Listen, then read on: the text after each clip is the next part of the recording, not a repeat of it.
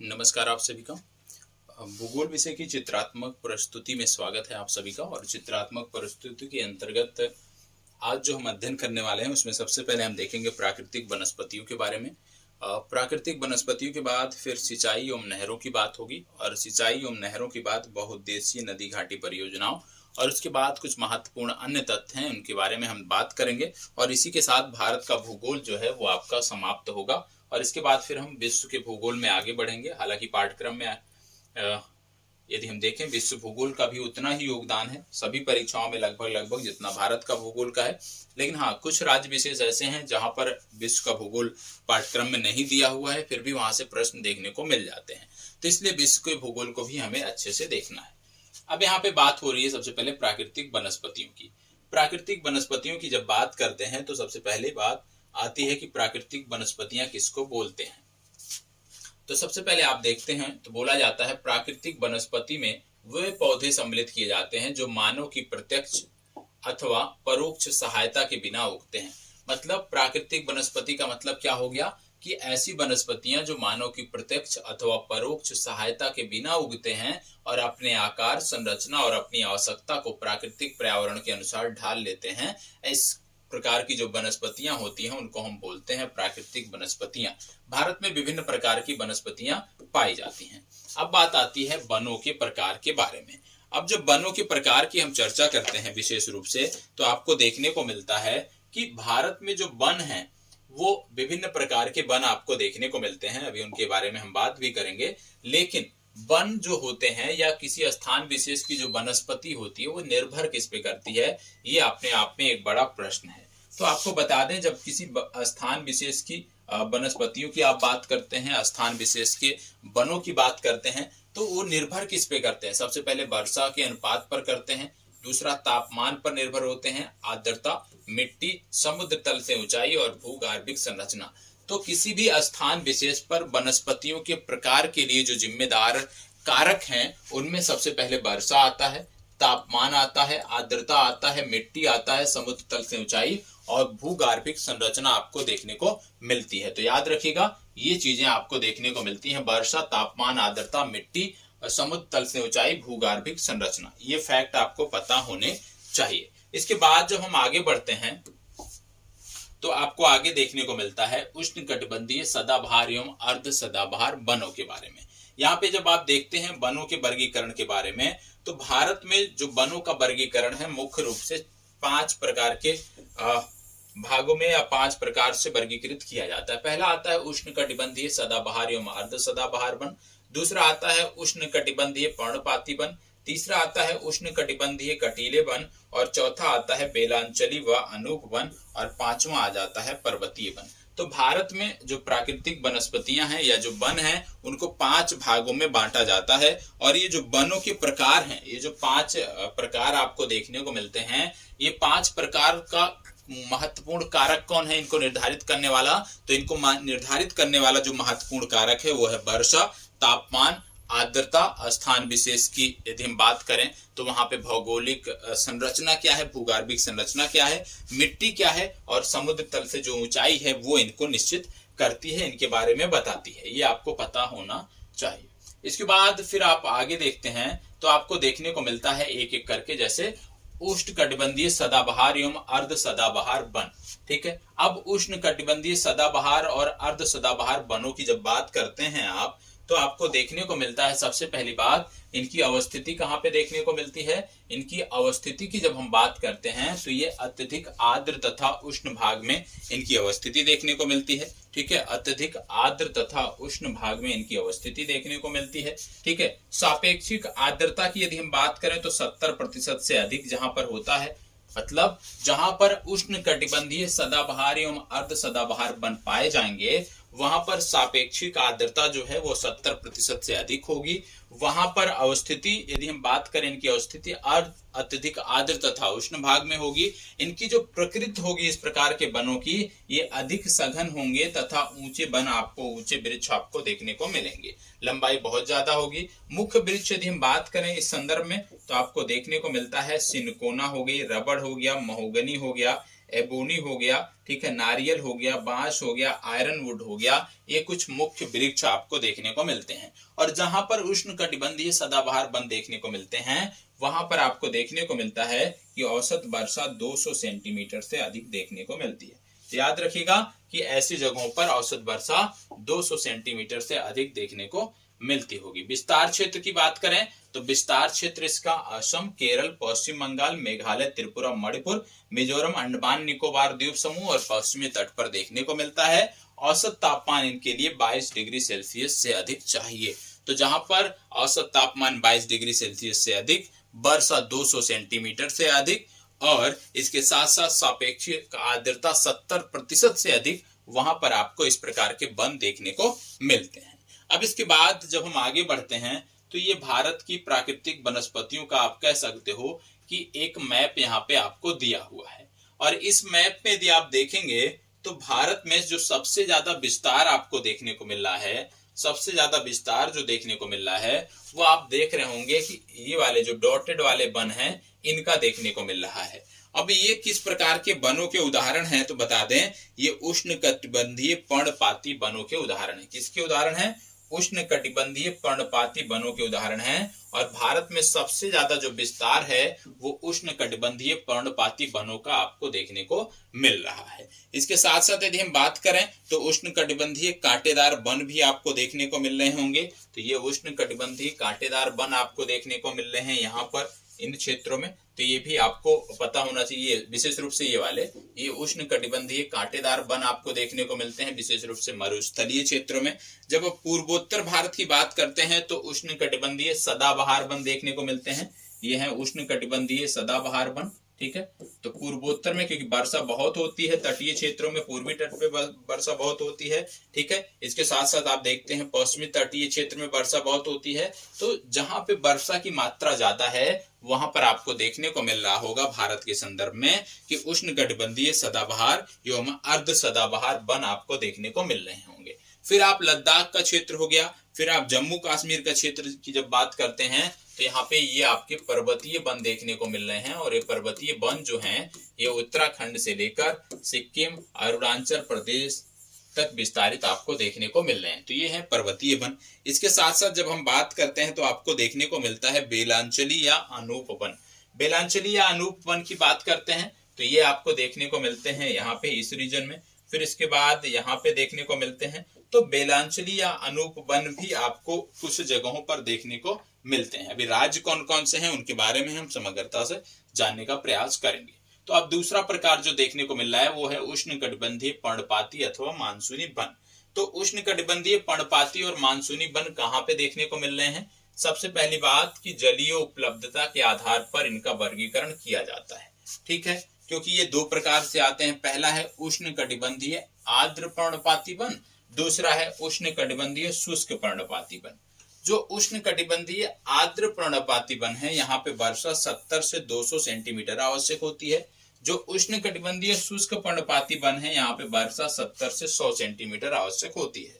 इसमें यदि हम क्षेत्रों की बात करें तो भारत के उत्तरी पूर्वी राज्य, हिमालय का गिरिपद क्षेत्र, पश्चिमी घाट का पूर्वी ढाल और उड़ीसा आदि हैं जहाँ पे उष्णकटिबंधीय आर्द्र पर्णपाती वन पाए जाते हैं। उदाहरण के रूप में साल, सागवन, शीशम, महुआ, चंदन, आंवला आदि इनके प्रमुख वृक्ष हैं। जब आप बात करते हो उष्णकटिबंधीय शुष्क पर्णपाती वनों की तो इनका जो क्षेत्र है वो भारत के प्रायद्वीपीय पठार के अधिक वर्षा वाले क्षेत्र, उत्तर प्रदेश एवं बिहार के मैदानी भाग जो हैं वहां पर उष्णकटिबंधीय शुष्क पर्णपाती वन पाए जाते हैं। और इसमें विशेष रूप से तेंदू हो गया, ये अक्सलवुड हो गया, पलाश हो गया, पीपल, नीम, साल आदि के वृक्ष आपको देखने को मिलते हैं। तो याद रखिएगा उष्णकटिबंधीय पर्णपाती वन या मानसूनी वनों को भी दो भागों में बांटा जाता है। एक हो गया आर्द्र पर्णपाती, एक हो गया शुष्क। आर्द्र वाले में वर्षा 70 से 200 सेंटीमीटर तक आवश्यक होती है, शुष्क वाले में जो वर्षा है वो 70 से 100 सेंटीमीटर आवश्यक होती है, ठीक है। चलिए आगे बढ़ते हैं। अब बात आती है उष्णकटिबंधीय कटीले वन। अब उष्णकटिबंधीय कटीले वन की बात आ रही है।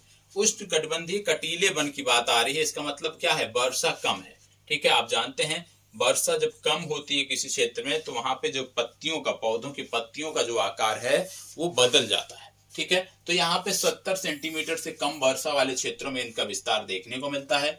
विशेष रूप से उत्तरी पश्चिमी भाग, दक्षिणी पश्चिमी पंजाब, हरियाणा, राजस्थान, गुजरात, मतलब ये जो अरावली वाला हिस्सा है ज्यादातर ना, उनमें आपको इसका विस्तार देखने को मिलता है। विशेष रूप से गुजरात, राजस्थान का जो मरुस्थलीय क्षेत्र है वहां पे इसका विस्तार देखने को मिलता है। और इनके वृक्ष कौन से हैं? अकासिया, खजूर, यूफोरबिया, बबूल, बेर, नागफनी आदि इनके प्रमुख वृक्ष हैं। फिर अगला प्रकार जो आता है वो आपको देखने को मिलता है बेलांचली व अनूपवन। इनका विकास कहाँ होता है? इनका विकास आर्द्र भूमि क्षेत्र में होता है। आर्द्र भूमि में यदि हम बात करें तो आप जानते हैं विशेष रूप से आर्द्र भूमियों का जो विस्तार है वो डेल्टाई क्षेत्रों में आपको देखने को मिलता है। डेल्टाई क्षेत्रों की जब बात करते हैं तो आपको देखने को मिलता है समुद्र तटीय क्षेत्रों में इनका विस्तार होता है। तो इनके बारे में आइए डिटेल से देख लेते हैं कि कौन कौन से क्षेत्र होते हैं। अब ये रही आर्द्र भूमि क्षेत्र। अब आर्द्र भूमि क्षेत्र की जब बात करते हैं तो कुछ तथ्य हैं जो आपको पता होने चाहिए। आर्द्र भूमि की जब बात करते हैं तो सबसे पहले भारत के संदर्भ में जब हम बात करते हैं आर्द्र भूमियों की, तो सबसे पहले राजस्थान, गुजरात एवं कच्छ के लवणीय जल वाली भूमि देखने को मिलती है। ठीक है, जो भारत पाकिस्तान से सीमा साझा करते हैं हम, और विशेष रूप से गुजरात के कच्छ में उसकी बात हो रही है। फिर दक्षिण में दक्कन पठार के जलाशय, दक्षिण पश्चिमी क्षेत्र के लैगून व आर्द्र भूमि, गुजरात के पूर्व से राजस्थान के केवलादेव राष्ट्रीय उद्यान तक एवं मध्य प्रदेश में इसका विस्तार देखने को मिलता है। गंगा के मैदानी भाग में स्थित ताजे जल के दलदली क्षेत्रों में इसका विस्तार है। जम्मू और कश्मीर तथा लद्दाख की पर्वतीय झीलें व नदियां भी इसका विस्तार के अंतर्गत आती हैं। और ब्रह्मपुत्र घाटी में बाढ़ के मैदान, उत्तर पूर्व भारत और हिमालयी गिरपत क्षेत्र के दलदली व अनूप क्षेत्र इसके अंतर्गत आते हैं। और साथ ही साथ जो द्वीप हैं हमारे अंडमान निकोबार या जहाँ पे मैंग्रोव वन पाए जाते हैं, वो सभी के सभी आर्द्र भूमि क्षेत्र के अंतर्गत आते हैं। तो याद रखना है कि बेलांचली या अनूप वन का जो विस्तार है वो विशेष रूप से आर्द्र भूमि के क्षेत्र में देखने को मिलता है। फिर बात आती है मैंग्रोव वन। मैंग्रोव वन की जब बात करते हैं तो सबसे पहले आपको पता होना चाहिए कि इनका विकास कहाँ होता है। तटीय क्षेत्र, लवणीय दलदल व ज्वारनद मुख पंख मैदानी क्षेत्र में इनका विकास होता है। इनका विस्तार क्षेत्र क्या है? महानदी, कृष्णा, कावेरी, गोदावरी और डेल्टा क्षेत्र इनका विस्तार क्षेत्र है। गंगा ब्रह्मपुत्र डेल्टा में सुंदरी वन पाए जाते हैं जहां पर इसका विस्तार देखने को मिलता है। एक प्रकार की ये वनस्पति है, आपको पता होगा मैंग्रोव वन जो है एक प्रकार की वनस्पति है और इनकी जड़ों को जो जल में डूबे रहना, इनकी जो जड़ें होती हैं, पौधे की जो जड़ें होती हैं वो जड़ में जल में अधिकतर, मतलब आप कह सकते हो ज्यादातर समय वो जल में डूबे रहती हैं, ये आपको पता होना चाहिए। और मैंग्रोव वन की जब बात करते हैं तो याद रखिएगा, मैंग्रोव वन के संदर्भ में जब बात करते हैं तो सुंदर वन अवश्य याद रखना है। ठीक है, इसके बाद गुजरात याद रखना है, उड़ीसा भी आपको याद रखना है। गंगा ब्रह्मपुत्र डेल्टा जो है ये इसके लिए विख्यात है, लेकिन विशेष रूप से जो सुंदरबन का क्षेत्र है वो आपको पता होना चाहिए। इसके बाद फिर बात आती है कुछ तथ्यों की, जैसे भोजपत्र किस वृक्ष में मिलता है। भोजपत्र वृक्ष जो है ये कहाँ पे मिलता है? ये हिमालय में मिलता है। पश्चिमी हिमालय में देवदार वृक्ष कहाँ पाए जाते हैं? 1500 मीटर की ऊंचाई पर पाए जाते हैं। कत्था बनाने हेतु तो किसका प्रयोग में किया जाता है? खैर की लकड़ी से कत्था बनता है। जंगल की आग के नाम से किसे जाना जाता है? इसका नाम है ब्यूटिया मोनोस्पर्मा। ढाके अथवा पलाश को जो है ये जंगल की आग के नाम से जाना जाता है। उत्तर प्रदेश का राजकीय पुष्प कौन है? पलाश जो है ये उत्तर प्रदेश का राजकीय पुष्प है। ठीक है, इसके साथ साथ प्रधानमंत्री द्वारा उत्तरी कोयल नदी पर शिलान्यास किसका किया गया? मंडल बांध परियोजना का किया गया। याद रखिएगा, मंडल बांध परियोजना कहाँ पे है? उत्तरी कोयल नदी पर है, पूछा जा सकता है। कटहल, गूलर, आर्किड एवं फर्न में से वह पौधा जिसमें फूल नहीं होता है वो है फर्न। ठीक है, फिर इसके बाद आपको पता होना चाहिए बिरोजा तथा तारपीन का तेल बनाने में प्रयुक्त जो वन उत्पाद है या जो वनोपज है वो जिससे लीसा प्राप्त होता है वो कौन सा है? वो है चीड़ का वृक्ष। याद रखिएगा। ठीक है, सामाजिक वानिकी में प्रयुक्त बहुउद्देशीय वृक्ष का उदाहरण क्या है? खेजड़ी का वृक्ष, जिसको बोलते हैं मरुस्थल का राजा। तो ये तो हो गए कुछ वृक्षों के प्रकार, वनों के प्रकार। फिर बात आती है भारत में सिंचाई के बारे में। ठीक है, भारत में सिंचाई के जो आंकड़े दिए हैं वो वर्ष 2014-15 के आंकड़े यहाँ पे दिए गए हैं और ये लेटेस्ट आंकड़े हैं। ठीक है, अभी तक जो आंकड़े हैं वो यही आंकड़े हैं, इन्हीं से हमारा काम चल रहा है। सबसे पहली बात जब हम भारत में देख रहे हैं तो आपको देखने को मिल रहा है सिंचाई के बहुत सारे प्रकार। अब सिंचाई के जो बहुत सारे प्रकार हैं उसमें यदि आप देखोगे तो सबसे पहले आपको देखने को मिल रहा है नलकूप सिंचाई, नलकूप प्लस अन्न कुएं, नहरों द्वारा सिंचाई, तालाब द्वारा सिंचाई या अन्य साधन आपको देखने को मिल रहे हैं। अब इसमें यदि हम बात करें नलकूप द्वारा, तो शुद्ध सिंचित क्षेत्र का लगभग 46.2% जो हिस्सा है, ठीक है, 2014-15 के आंकड़ों के अनुसार वो नलकूप द्वारा सिंचित है, ठीक है। और इसके बाद नलकूप प्लस अन्य की बात कर लें तो शुद्ध सिंचित क्षेत्र का लगभग 62.82% जो हिस्सा इसके अंतर्गत आता है। नहरों द्वारा भारत में 23.66% भाग पर सिंचाई होती है, और यदि हम तालाब द्वारा बात करें तो 2.52% भाग पर सिंचाई होती है, और अन्य साधनों द्वारा 6 से 11% भाग पर सिंचाई होती है। तो भारत में सबसे ज्यादा जो सिंचाई होती है वो नलकूपों द्वारा होती है, ये आपको पता होना चाहिए, ठीक है। फिर इसके बाद बात आती है भारत में जो सिंचाई परियोजनाएं हैं। भारत में 3 प्रकार की सिंचाई परियोजनाएं आप देखते होंगे। पहला आप देखते होंगे बृहद सिंचाई परियोजना, ठीक है। बृहद सिंचाई परियोजना, बृहद सिंचाई परियोजना में क्या है कि जो सिंचित क्षेत्र है वो 10,000 हेक्टेयर से अधिक होता है। याद रखिएगा, जब 10,000 हेक्टेयर से अधिक सिंचित क्षेत्र को कोई सिंचाई परियोजना लाभ पहुंचाती है तो उसको हम बोलते हैं बृहद सिंचाई परियोजना। दूसरी आती है मध्यम सिंचाई परियोजना। मध्यम सिंचाई परियोजना में जो सिंचाई सिंचित क्षेत्र आता है वो 2,000 से 10,000 हेक्टेयर तक आता है। मतलब यदि कोई परियोजना है जिसके माध्यम से 2,000 से 10,000 हेक्टेयर तक की क्षेत्र में सिंचाई की सुविधा उपलब्ध होती है तो उसको मध्यम सिंचाई परियोजना के अंतर्गत रखते हैं। फिर बात आती है लघु सिंचाई परियोजना। लघु सिंचाई परियोजना की जब बात करते हैं तो सिंचित क्षेत्र जो है वो 2,000 हेक्टेयर से कम क्षेत्र होता है। सिंचाई हेतु जो यहाँ पे साधन होते हैं वो कुआं, नलकूप, पंप सेट, तालाब आदि आते हैं। और आप देखते होंगे कि सिंचाई आपूर्ति लगभग 62% भारत की कुल सिंचाई की वो लघु सिंचाई परियोजनाओं से ही होती है, ठीक है। चलिए अब फिर बात आती है सिंचाई की दृष्टि से निवल सिंचित क्षेत्र में 3 राज्य श्रेष्ठ कौन से हैं।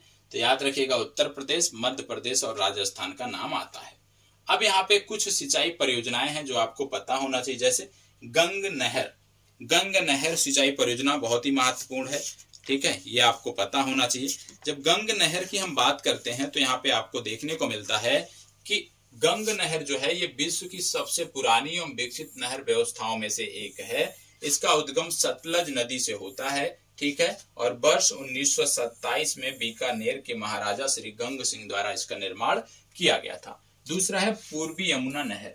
इसकी लंबाई 197 किलोमीटर है, ठीक है, और इसकी जो सिंचाई आपूर्ति है वो हिंडन यमुना दोआब के जनपद सहारनपुर, मुजफ्फरपुर और साथ ही साथ मेरठ और गाजियाबाद, ये आपका क्षेत्र है जो पता होना चाहिए। यमुना नदी के बाएं तट से इसका उद्गम होता है, यह भी आपको पता होना चाहिए। तो कहने का मतलब है मेरठ हो गया, गाजियाबाद हो गया, साथ ही साथ हिंडन यमुना दोआब हो गया, इसके जो जनपद हैं जिनमें सहारनपुर, मुजफ्फरपुर आता है, वहां पर सिंचाई की आपूर्ति, सिंचाई की सुविधा पूर्वी यमुना नहर द्वारा उपलब्ध कराई गई है। फिर बात आती है ऊपरी गंगा नहर। ये आपको पता होना चाहिए, ठीक है, क्योंकि जब आप भारत में गंगा नदी के बारे में पढ़ते हैं तो आप पढ़ते होंगे कि ऊपरी गंगा नहर के बारे में। ऊपरी गंगा नहर के बारे में बताएं तो 1842 में इसका निर्माण हुआ था। गंगा के दाएं तट से भीमगौड़ा हरिद्वार के निकट ये निकलती है, ठीक है। परियोजना के जनक सर पीटी काटले को इस परियोजना का जनक कहा जाता है।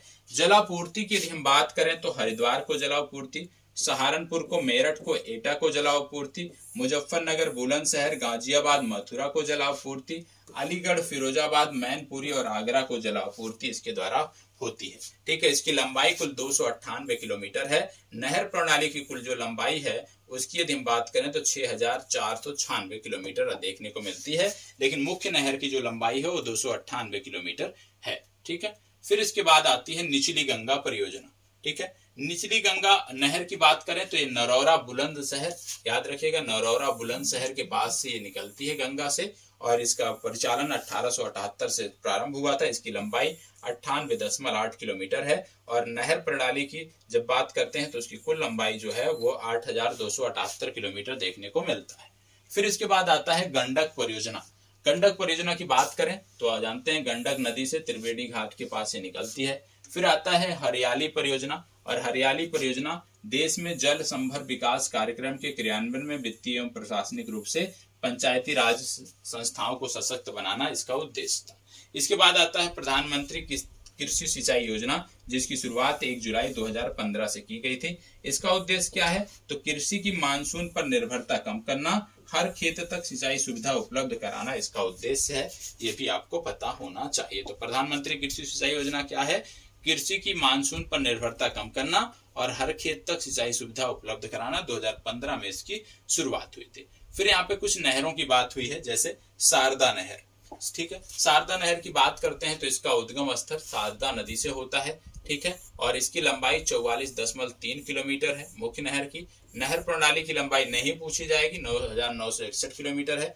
जलापूर्ति की बात करें तो पीलीभीत, बरेली, शाहजहांपुर, हरदोई, सुल्तानपुर, गाजीपुर, प्रयागराज आदि जिलों में जलापूर्ति इसके द्वारा होती है।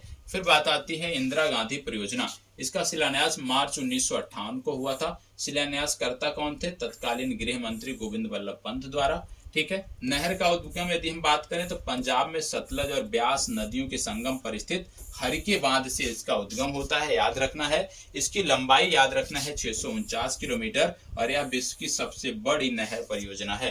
तो इंदिरा गांधी नहर परियोजना की जब बात करते हैं तो हरिके बांध याद रखना है, हरिके बांध से निकलती है। फिर एक कार्यक्रम भारत में शुरू किया गया था, वाटरशेड विकास कार्यक्रम।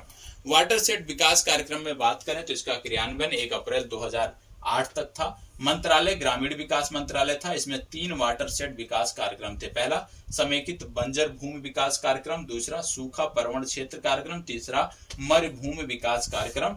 और आपको बता दें कि विशेष रूप से जो भूमियां ऐसी हैं जहां पे सिंचाई की सुविधा उपलब्ध नहीं है, उसको सिंचाई सुविधा उपलब्ध कराने का यहाँ पे लक्ष्य था। अब कुछ तथ्य यहाँ पे दिए हुए हैं। ठीक है, जैसे कि सारण सिंचाई नहर कहां से निकलती है? गंडक से निकलती है। दक्षिण भारत में सिंचाई व्यवस्था का अग्रदूत किसे माना जाता है? सर आर्थर कॉटन को माना जाता है। प्रायद्वीपीय भारत में सिंचाई का प्रमुख साधन क्या है? तालाब। केरल में पलक्कड़ जिले में चेरुकुन्नम पुझा नदी पर निर्मित क्या है? मंगलम सिंचाई परियोजना। और आप जानते हैं इंदिरा गांधी नहर के बारे में भी आपको बताया। और इस तरह से जैसे इंदिरा गांधी का नहर का उद्गम कहां से होता है? हरिके बैराज से। ठीक है, सतलज, रावी और ब्यास नदी से जल प्राप्त करती है इंदिरा गांधी नहर परियोजना। कोरोमंडल तट किस पे स्थित है? आप जानते हैं बर्किंघम नहर पर स्थित है। तो इस तरह से कुछ फैक्ट दिए हैं जो आपको पता होना चाहिए। इनके बारे में आप पीडीएफ मिल जाएगी, वहां से देख सकते हैं। बहुत महत्वपूर्ण नहीं है लेकिन पता होना चाहिए। अब जो है ये महत्वपूर्ण है, जैसे बहुउद्देशीय नदी घाटी परियोजनाओं की यहाँ पे बात की गई है। बहुत सारी बहुउद्देशीय नदी घाटी परियोजनाएं हमारे यहाँ संचालित हैं और उनके बारे में जानकारी भी होनी चाहिए। बहुउद्देशीय नदी घाटी परियोजनाओं के बारे में तो सबसे पहले यहाँ पे आप देख रहे हैं नर्मदा घाटी परियोजना। ठीक है, नर्मदा घाटी परियोजना। अब नर्मदा घाटी परियोजना के बारे में देख लेते हैं। नर्मदा घाटी परियोजना की बात करें तो नर्मदा नदी पर है नवेगांव, गुजरात में ये संचालित है। विद्युत उत्पादन क्षमता कितनी है? 1450 मेगावाट है। इसकी जलापूर्ति कहाँ होती है? सरदार सरोवर बांध से नर्मदा नदी का जल जो है इसमें जाता है।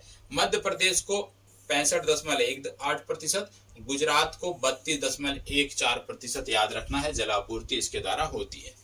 विद्युत आपूर्ति की बात करें तो सर्वाधिक मध्य प्रदेश को 57%, महाराष्ट्र को 27% इसके द्वारा विद्युत आपूर्ति की जाती है। लाभान्वित राज्य कौन कौन से हैं? गुजरात, राजस्थान, महाराष्ट्र और मध्य प्रदेश। तो ये आपके लिए महत्वपूर्ण है कि नर्मदा घाटी परियोजना से, जो नर्मदा घाटी बहुउद्देशीय परियोजना है, कौन कौन से राज्य लाभान्वित हैं? गुजरात, राजस्थान, मध्य प्रदेश, महाराष्ट्र। बहुउद्देशीय परियोजना का मतलब यह है कि ऐसी परियोजनाएं जो सिंचाई के लिए जिनका प्रयोग तो किया ही जाता है, साथ ही साथ बिजली का भी उत्पादन, विद्युत का भी उत्पादन वहां पे जल विद्युत का किया जाता है। इसी तरह से भाखड़ा नांगल बांध की बात आती है, सतलज नदी पे बना है। कमांड क्षेत्र की बात करें, हिमाचल प्रदेश, पंजाब, हरियाणा और राजस्थान है। इसमें जो जलाशय है उसको क्या बोलते हैं? गोविंद सागर। मतलब भाखड़ा नांगल बांध में जो जलाशय बनाया गया उसका नाम रखा गया है गोविंद सागर। संयुक्त परियोजना किसकी है? हरियाणा, पंजाब, राजस्थान की। और बांध इस पे 2 बने हैं, पहला है भाखड़ा, दूसरा है नांगल। दोनों बांध कहाँ पे बने हैं? सतलज नदी पर बने हैं, ये आपको पता होना चाहिए। तो विशेष रूप से बहुउद्देशीय नदी घाटी परियोजनाओं के बारे में संबंधित राज्य का नाम आपको पता होना चाहिए। साथ ही साथ कौन से बांध बनाए गए हैं, जलाशय कौन से हैं, उनके बारे में भी आपको जानकारी होनी चाहिए। फिर इसके बाद बात आती है नर्मदा धारण ग्रस्त समिति।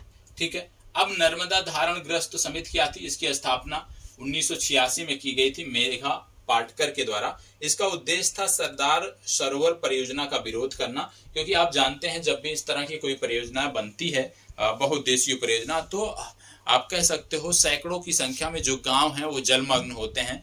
आप कह सकते हो कि हजारों हेक्टेयर जो भूमि होती है वो जलमग्न होती है, वृक्षों के कटान करने पड़ते हैं। तो बहुत ज्यादा इसमें आप कह सकते हो कि पर्यावरणीय क्षति भी होती है, और उसी का विरोध इन्होंने किया था। और यदि हम बात करें तो इस तरह की परियोजनाएं जहां भी बनी हैं बिना विरोध के नहीं बन पाई हैं। इसके बाद है कावेरी नदी पर बंधे बांध। अब कावेरी नदी पर यदि हम बात करें तो कृष्णराज सागर बांध देखने को मिलता है, ठीक है। और एम विश्वेश्वरैया का नाम आपने सुना होगा, उन्होंने इसकी आधारशिला रखी थी। तो बांध और संबंधित नदी का नाम याद रखना है, कोई दिक्कत आपको नहीं होगी। दूसरा आपका है कावेरी नदी जल विवाद। कावेरी नदी जल विवाद की बात करें तो कावेरी नदी जल विवाद 4 राज्यों से संबंधित है। ये 4 राज्य कौन कौन से हैं? तमिलनाडु, कर्नाटक, केरल और पुडुचेरी, याद रखना है आपको। फिर बात आती है इंदिरा सागर परियोजना। इंदिरा सागर परियोजना की बात करें, नर्मदा नदी पर स्थित है, खंडवा जिला मध्य प्रदेश से संबंधित है। विद्युत उत्पादन 1000 मेगावाट यहाँ से होता है। सिंचाई आपूर्ति 1.2 लाख हेक्टेयर भूमि पर यहाँ पे सिंचाई आपूर्ति का लक्ष्य रखा गया है, ठीक है। इसके बाद यदि हम आगे बढ़ते हैं तो आपको देखने को मिलता है 2 महत्वपूर्ण परियोजनाएं। कौन कौन सी? पहला है हीराकुंड बांध और दूसरा आपको देखने को मिलता है दामोदर घाटी परियोजना। अब हीराकुंड बांध की यदि हम बात करते हैं तो आपको पता होगा सबसे पहली बात कि इसका निर्माण वर्ष 1948 में प्रारंभ हुआ था, 1957 में समाप्त हुआ था। अवस्थिति की बात करें, महानदी पर ओडिशा राज्य में अवस्थित है। कुल लंबाई की बात करें 25.8 किलोमीटर है और सिंचित क्षेत्र 10 लाख हेक्टेयर है। विश्व का सबसे लंबा बांध है हीराकुंड बांध, यह भी आपको पता होना चाहिए। फिर इसके बाद बात आती है दामोदर घाटी परियोजना की। दामोदर घाटी परियोजना की बात करें तो वर्ष 1948 में इसकी स्थापना हुई थी और इससे संबंधित जो बांध है याद रखिएगा, तिलैया बांध, मैथान बांध, बेल पहाड़ी बांध, ठीक है, याद रखिएगा। बराकर नदी पर कोडरमा जिला में। तो ये आपको याद रखना है कि दामोदर घाटी परियोजना पर कौन कौन से बांध हैं? तिलैया बांध, मैथान बांध और बेल पहाड़ी बांध देखने को मिलते हैं। और यह भी याद रखना है कि इसकी जो आप कह सकते हो आधार जो लिया गया, ये अमेरिका में एक टेनेसी वैली परियोजना है। तो टेनेसी वैली परियोजना से ये परियोजना का स्वरूप लिया गया है, तो यह भी आपको याद रखना है। दामोदर घाटी परियोजना के बारे में तिलैया बांध, मैथान और बेल पहाड़ी बांध आपको देखने को मिलते हैं और ये सभी के सभी जो हैं ये बराकर नदी पर आपको देखने को मिलते हैं, ठीक है। तो ये 2 हो गए आपके। इसके बाद आगे बढ़ते हैं, दामोदर और इनके बाद आगे बढ़ते हैं तो हम देखेंगे चंबल परियोजना के बारे में। अब चंबल परियोजना के बारे में जब बात करते हैं तो नाम से ही स्पष्ट है, चंबल परियोजना मतलब चंबल नदी से संदर्भित है, ठीक है। चंबल नदी से संदर्भित है, राजस्थान मध्य प्रदेश की यह संयुक्त परियोजना है। यहाँ पे 2 बांध आपको देखने को मिलते हैं। पहला है गांधी सागर बांध, दूसरा है राणा प्रताप सागर बांध एवं जवाहर सागर बांध तीसरा देखने को मिलता है। इसमें क्या पूछा जाता है आपसे? अक्सर क्या पूछा जाता है कि इनमें से कौन सा बांध किस राज्य में है? तो याद रखिएगा गांधी सागर बांध जो है ये मंदसौर जिला मध्य प्रदेश में है, बाकी राणा प्रताप और जवाहर सागर ये राजस्थान से संबंधित है। तो इतना आपको याद रखना है कि राणा प्रताप और जवाहर सागर ये कहां से हैं? राजस्थान से संदर्भित हैं, और गांधी सागर ये मध्य प्रदेश से संबंधित बांध है जो कि चंबल नदी पर देखने को मिलता है, चंबल परियोजना का हिस्सा है। इसके बाद आगे बढ़ते हैं तो तेलंगाना के नलकोंडा जिले और आंध्र प्रदेश के गुंटूर जिले में कौन सा बांध निर्मित है? इसको बोलते हैं नागार्जुन सागर बहुउद्देशीय परियोजना। चंबल नदी पर निर्मित जलाशय कौन सा है? आप जानते हैं 3 जलाशय हैं चंबल नदी पर, राणा प्रताप सागर, जवाहर सागर और गांधी सागर, ठीक है। बाढ़ एवं प्रदूषण के कारण बंगाल का शोक किसे कहा जाता है? दामोदर नदी को कहा जाता है। मैथान, बेल पहाड़ी और तिलैया बांध कहाँ पे हैं? बराकर नदी पर हैं, अभी आपको बताया गया। कोनार बांध का निर्माण कहाँ हुआ है? कोनार नदी पर यह बांध आपको देखने को मिलता है, ठीक है। तो विशेष रूप से बांधों के बारे में आपको पता होना चाहिए, जितनी जानकारी है तो कोई दिक्कत नहीं होगी। अब यहाँ पे 2 परियोजनाएं और हैं, टिहरी बांध परियोजना और नागार्जुन सागर बांध परियोजना। टिहरी बांध, नागार्जुन सागर बांध दोनों के बारे में हमें देखना है। सबसे पहले टिहरी की बात करते हैं तो भागीरथी नदी पर है, ठीक है। भागीरथी जिसको गंगा ही बोलते हैं, भागीरथी और भिलांगना नदी के संगम के निकट ये अवस्थित है, याद रखिएगा। टिहरी उत्तराखंड जिले में है। निर्माण 1978 से प्रारंभ हुआ था, ठीक है। वही योजना आयोग की इसको स्वीकृति 1972 में मिली थी। भारत में स्थित देश का सबसे ऊंचा बांध है, 260.5 मीटर। इसका विरोध बहुत हो रहा था, क्यों? क्योंकि ये भूकंप प्रवण क्षेत्र में है, पूरा उत्तराखंड आप जानते हैं भूकंप प्रवण क्षेत्र में है। पर्यावरण क्षति और लोगों का विस्थापन इसमें हुआ था लाखों की संख्या में, जिसके कारण इस बात का विरोध वहां पे स्थानीय स्तर पर काफी हुआ था। अब बात आती है नागार्जुन सागर बांध की। इसका पूर्ण वर्ष यदि हम बात करें 1967, कृष्णा नदी पर आपको देखने को मिलता है। इससे नलकोंडा, प्रकाशम, खम्मम और गुंटूर जिला में सिंचाई आपूर्ति होती है।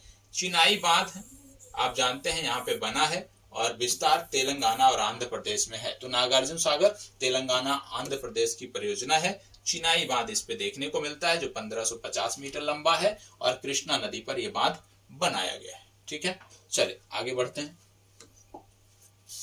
अब कुछ विविध परियोजनाएं दी गई हैं जो आपको पता होना चाहिए। विशेष रूप से अंतरराष्ट्रीय स्तर की ये परियोजनाएं हैं, दो देशों के संबंध हैं, ये आपको पता हो। जैसे आप जानते हैं भारत और नेपाल के बीच भी कई सारी ऐसी परियोजनाएं संचालित हैं, भारत भूटान के बीच भी कई सारी ऐसी परियोजनाएं संचालित हैं, तो उन्हीं की बात यहाँ पे हो रही है। सबसे पहले आप देखोगे बात हो रही है चुक्का बांध परियोजना की।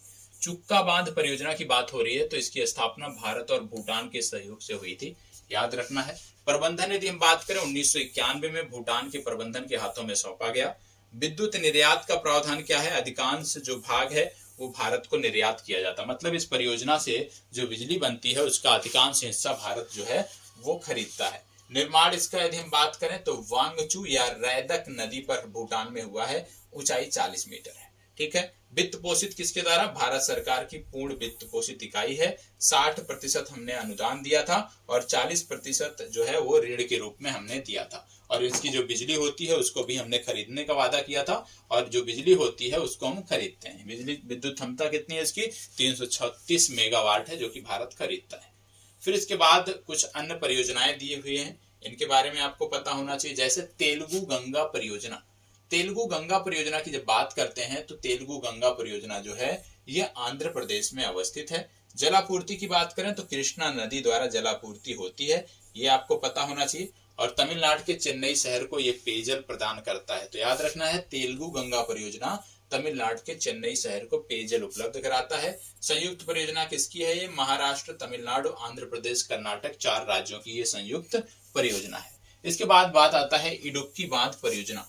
इडुक्की की बात करते हैं तो पेरियार नदी पर है, केरल में। ठीक है, वैश्विक स्थिति की बात करें तो एशिया के सबसे बड़े आर्क बांधों में एक है। आर्क बांध यहाँ पे जब हम बात करते हैं बांधों के कई सारे प्रकार होते हैं, तो बांधों के जो कई सारे प्रकार होते हैं उनमें एक प्रकार है आर्क बांध, ये भी आपको पता होना चाहिए। तो ये एशिया के सबसे बड़े आर्क बांधों में से एक है और इसकी जो अवस्थिति है ये कुराउनल माला और कुराथी माला पर्वतों के मध्य है। तो ये आपको पता होना चाहिए कि इडुक्की बांध परियोजना किन दो पर्वतों के मध्य है? कुरावन माला और कुराथी माला पर्वतों के मध्य है और केरल राज्य सरकार केरल द्वारा संचालित है। विशेष रूप से पेरियार नदी पर है इडुक्की जिला।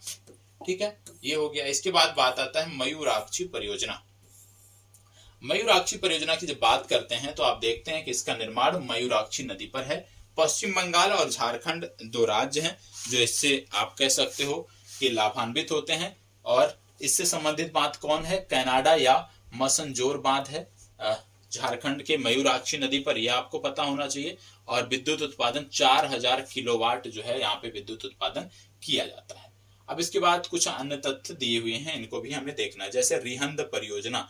रिहंद परियोजना भी भारत के संदर्भ में काफी महत्वपूर्ण है, उसको हम देख लेते हैं। रिहंद परियोजना की जब बात करते हैं तो सबसे पहली बात, इसका अन्य नाम है गोविंद बल्लभ पंत सागर परियोजना। इसका निर्माण रिहंद नदी पर है। अवस्थिति की बात करें तो पिपरी सोनभद्र जिला उत्तर प्रदेश में इसकी अवस्थिति है। 934 मीटर लंबा बांध है और 91 मीटर ऊंचा ये बांध है जिसको बोलते हैं रिहंद बांध।